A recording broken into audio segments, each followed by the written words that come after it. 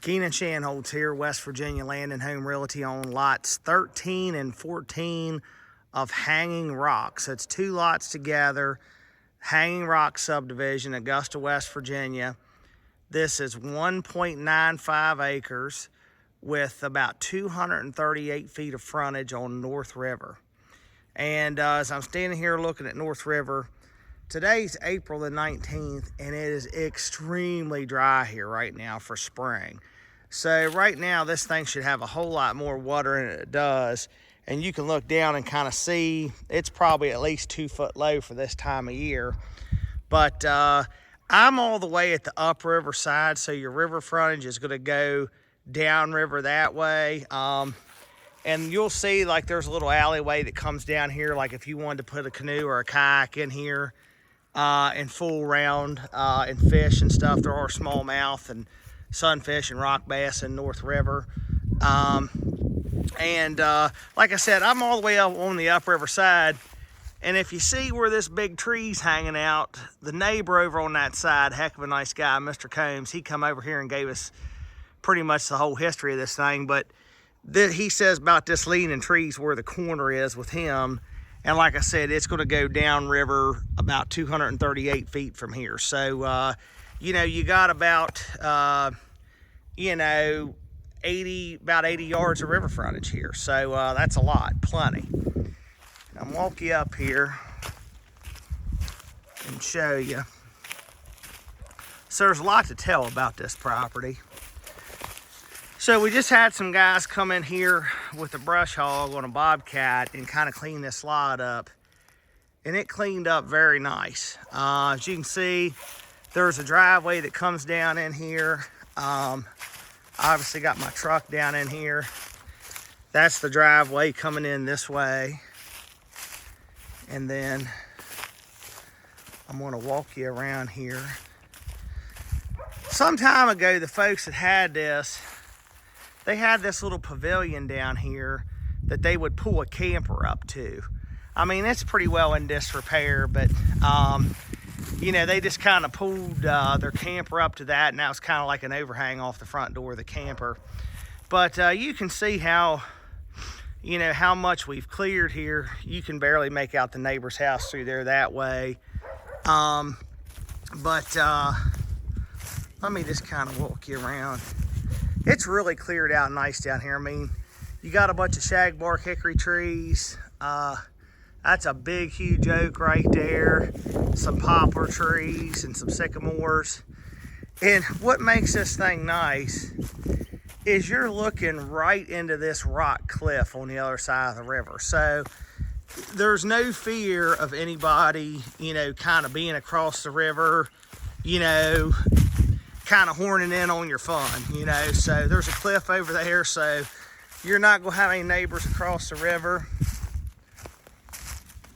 I'll just walk you back up here. The riverbank's all usable, very gentle.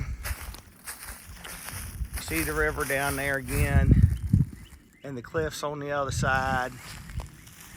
I'm just gonna pan around here and let you, big, beautiful shade trees down here. I mean, now of course this bottom part down here in the river, by the river's in the floodplain. There's actually a spot up there by the subdivision road. Part of this lot is out of the floodplain. And the previous owner of this lot actually has a septic. There's a 2-bedroom septic system installed up there against the bank. So this lot has a 2-bedroom septic on it, and it has 2 wells on it. So the story goes, according to the neighbor, there's a well up there when you first come in the driveway to the left. And that well's 400 foot deep and it says 0 gallons a minute. Now the neighbor says they drilled the well the next day, the well filled up with water. And I did take the cap off of it, and there is water in it. Subsequently, because the guy was going to build a house up there, and you know, so the septic's down below where his house was going to be out of the floodplain. So the septic's below the house, and the well's over there. Well, if you wanted to use this, I think this lot is best utilized as like a river lot. Like if you want to bring your camper in here and camp, That's what it's best for. And so if you did want to utilize the septic for your camper, you would have to pump it up, put a pump in and pump it up to the septic tank up there. That's how that would work if you wanted to do that for your camper down here by the river. So after they drilled the first well up there and didn't have any water, they came down here and drilled this well. Well, I took the cap off of this well. Let me see if I can get it off, or I screwed it back on there. But anyways, it says it's 300 and some foot deep and gets 3 gallons a minute, which, once again, you can look down the casing and see water down in there.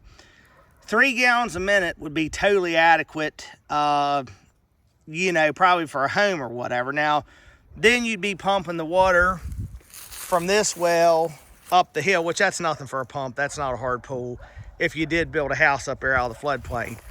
But either well, even the well up there, it says it gets no water. And I talked to the guy who drilled the wells about this recently, just the other day. And there's enough water here, plenty enough. Like if you wanted to put a pump, you put the pump in this well, there's plenty of water for a river camp or whatever. Maybe enough for a house, you know, for this well down here. I mean, 3 gallons a minute's plenty. But I know this is kind of convoluted, and might sound like I'm rambling here, but it's a lot to say here, because you don't run into this situation every day where you have a lot that has 2 wells on it. But I want to show you up here. Now, of course, the electric's right up here at the road. So you'd have to, you know, pull your electric down here. It's probably about, you know, maybe 200 feet to pull the electric down here and set up a panel for, you know, your camper or whatever. And of course, you need electric to have a pump in that well. And a pump, if you want to hook into the septic, you'd have to pump the septic up. But so where this is all brush hogged out there, you see the white pipe there. That white pipe is where the septic is. And I have a diagram of the septic system that'll be included in my documents. And then I want to show you up here where the other well is. This video is getting kind of long, but it's easier for me to say it than write it. So this well here is the one that's 400 foot deep and says it gets 0 gallons a minute. Now I pulled the cap off that well. There's water in it.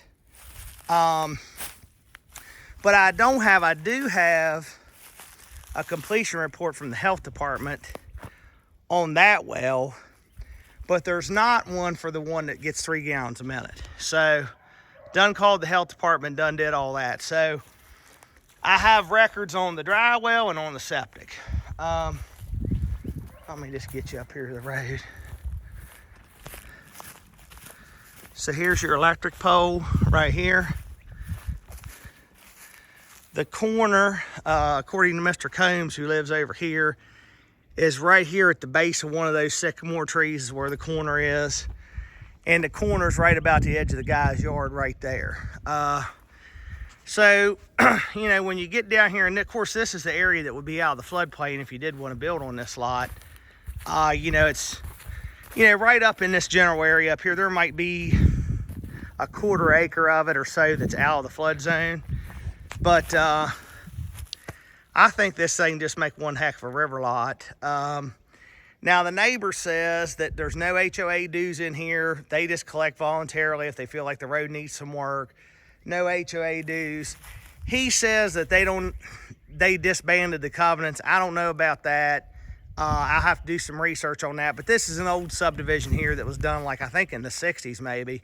So the covenants are minimal, but if you're looking for a place, a river lot with well and septic on it, that's almost impossible to find.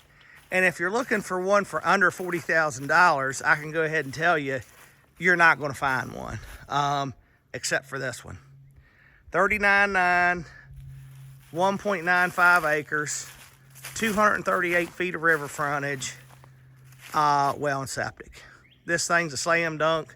Come get it, pull your camper in here day one, and start having fun.